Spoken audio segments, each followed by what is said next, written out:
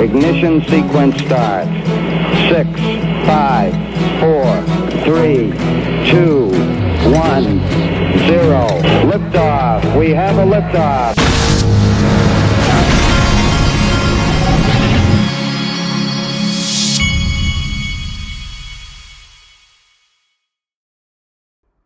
Hey everybody, this is the Digital Asset Investor, and I showed you this article in my last video. This is the breaking exclusive where the Gateway Pundit went through all of the issues with Jay Clayton and the conflicts of interest and basically laid out all kinds of things that a lot of us have been talking about in social media.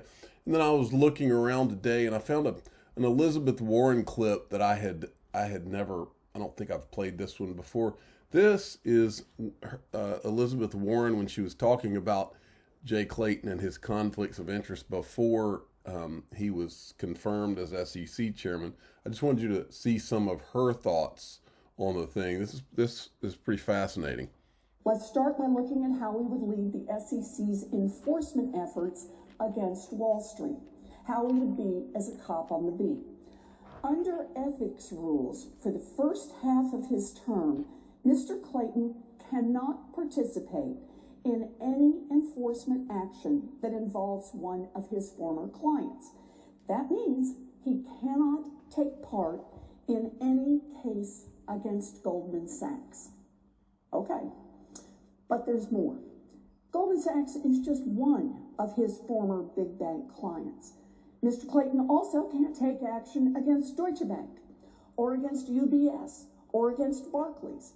These are some of Wall Street's biggest and most egregious repeat offenders, and Mr. Clayton would be barred from enforcing the law against them.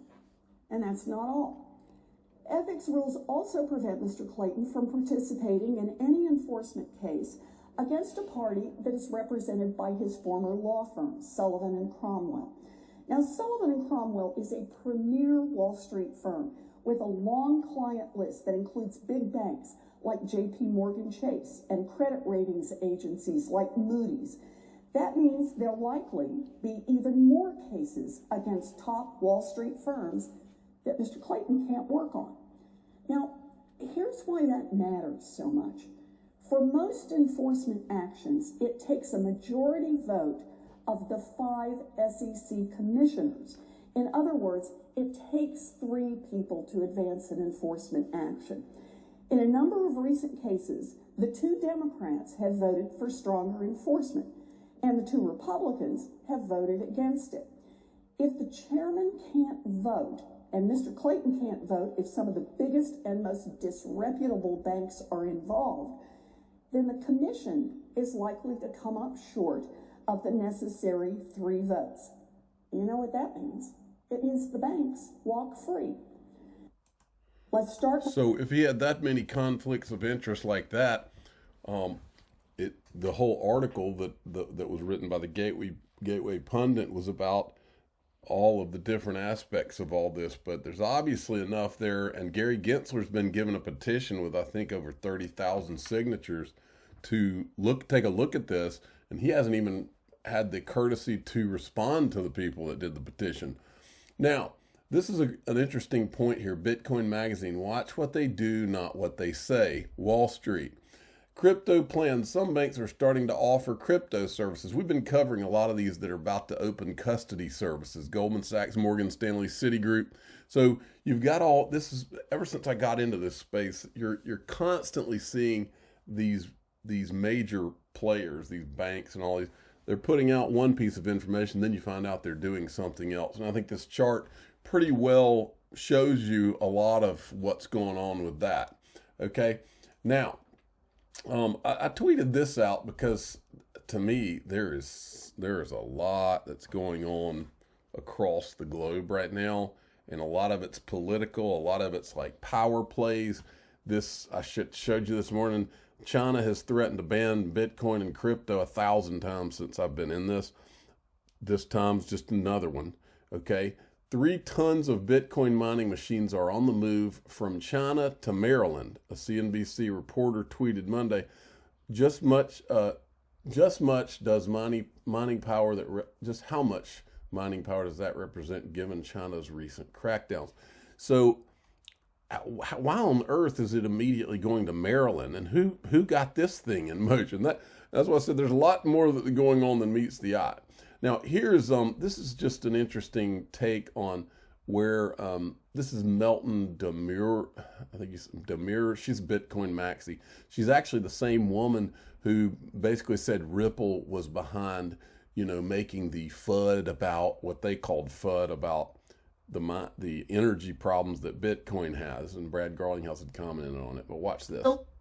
If we look at the data right now, there's not a lot of bullish sentiment. And if we look at the trading side of the space in particular, there's a lot of uncertainty and people are just not allocating. There's a lot of dry powder sitting on the sidelines, over $110 billion of stable coins.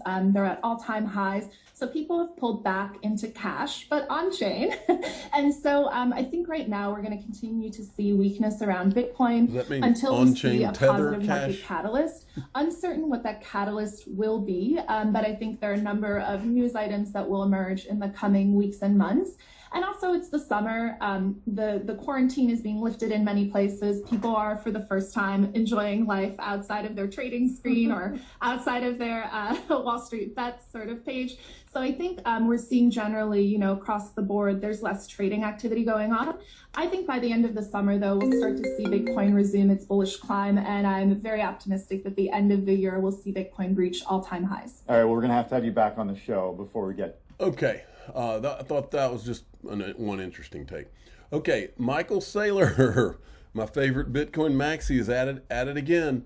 MicroStrategy has purchased an additional 13,005 Bitcoins for $489 million in cash at an average price of $37,617 per Bitcoin. As of this, we hold 105,085 Bitcoins acquired for this amount of money. At an average price of $26,080 per Bitcoin. Peter Schiff comes in and says, that's pretty bearish that you already bought all that Bitcoin and the price kept dropping anyway. Peter Schiff always weighs in. Now, I'll make a point about Peter Schiff. I don't think Peter Schiff is completely bearish on all of this. I think that Peter Schiff is very smart, and I think he's very good at tweaking crypto, because he's found that if he comes into these threads and replies to some of these higher profiled people, it keeps him high profile. So I wouldn't be surprised if Peter Schiff is bullish, not necessarily on Bitcoin, but some other crypto. I think he's found a good niche for himself. All right, Leah Helpern, listen to what she says. This is regarding the MicroStrategy. Okay, here's my thing. I love what Michael Saylor and MicroStrategy are doing. They buy every damn dip. It's impressive. Huge respect to them. I love it. But I have some questions, and questions are important. We should always ask questions. Number one, they now own more than 105,000 Bitcoin. So this is a lot. No, it's not the entire supply. Apparently it's only 0.5% of the supply. But if they continue to go at this rate, what happens if the supply eventually becomes centralized? What happens? That's concerning. We don't want that. What if they then decide to dump on the market? Now, everyone's saying that they won't dump on the market, but what do you mean they won't dump on the market? You don't know that. You've never spoken to him personally. You don't know that. Okay, so Michael Saylor said to Laura, it's going up forever, Laura, and I'm never selling. But he might sell. We don't know. What do we say? Don't trust, verify? So do we have to just not verify but trust? I'm just saying it's great that they're buying, and I love it. They're buying every damn dip. I'm just asking the questions which need to be asked. What happens if MicroStrategy dump on the market? And also, I don't think he's likely to sell. I think there's more chance that he will honestly hold forever, like most of us are going to do, like he said he's going to do. I'm just saying that it's concerning. What if he does? These are things that we should consider. So in short, you better buy the damn dip so that Michael Saylor doesn't end up centralizing this entire supply.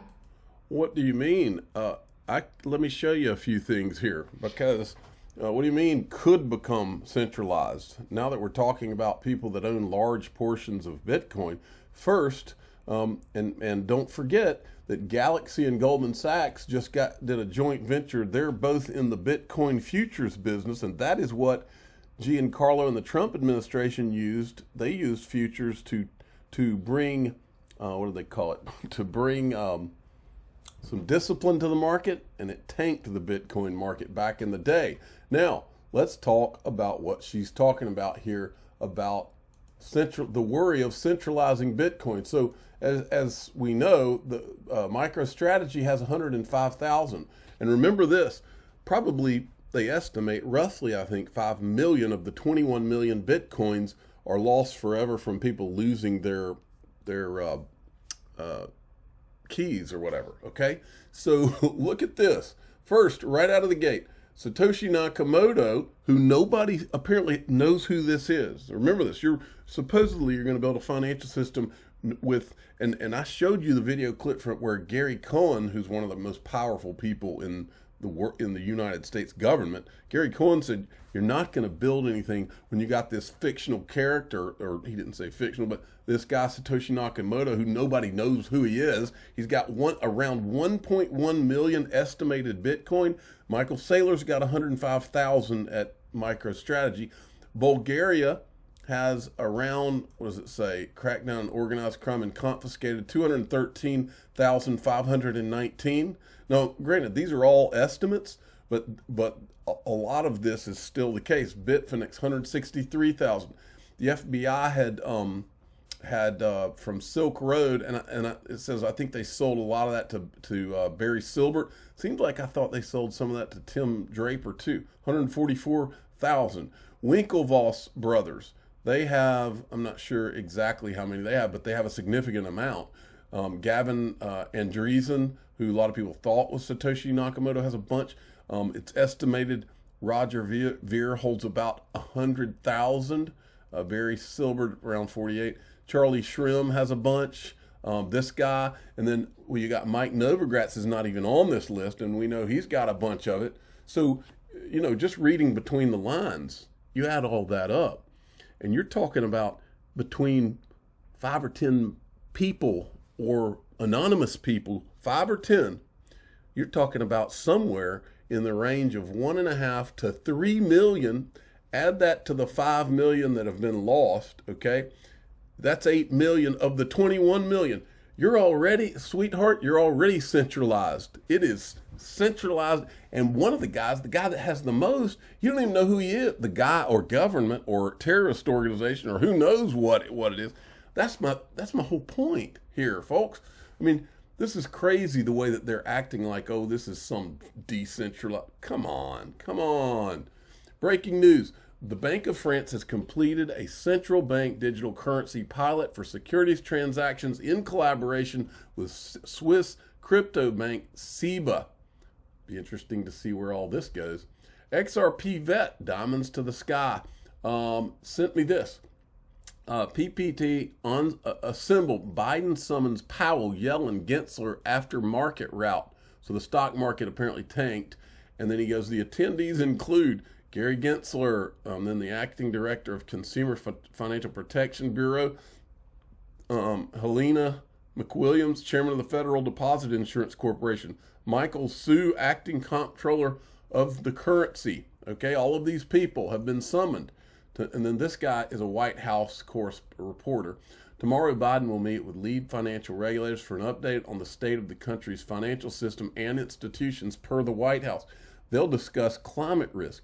Where have we heard this term financial inclusion before? And access to credit. Exact attendees unclear. And then here's the White House release on this. Climate-related financial risk. The agency actions to promote financial inclusion. Have you heard this kind of language from anyone? You can figure out who you've heard it from. Now, Unstoppable Domains, I wanted to remind you all, they've just started selling all of these extensions, .coin, .wallet, .bitcoin, .x, which I'm interested in, .888, .nft, .dao, and .blockchain, and I think they still have this going extended time. You get $3 in credits for every $1 you spend on their platform. These guys are a sponsor, so look in I'll put their link at the top of the description of this video. I've bought at least 5 or 6 of the domains myself. Now, and I want to remind everyone that it's today today's the 21st. So tomorrow is the Link2, who's also a sponsor of mine, Link2 Global Investor Conference. They're going to have the Uphold CEO JP Tirrett there, and they're going to have Greg Kidd from Global ID, who is also one of the first 10 guys at Ripple and was also one of the early investors in Twitter. And I could go on. So here's the Link2 Global Investor Conference. They actually put together a little video for it. Watch this.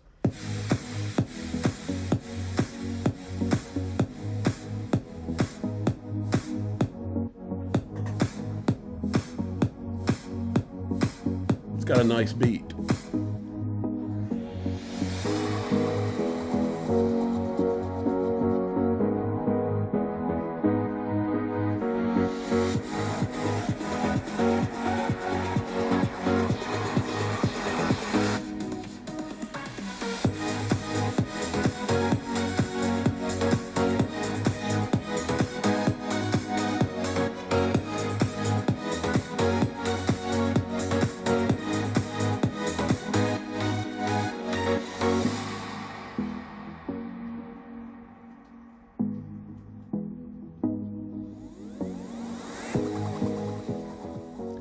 I'm the digital asset investor. I'm not an investment advisor. This is for entertainment purposes only. Please subscribe, hit the like button.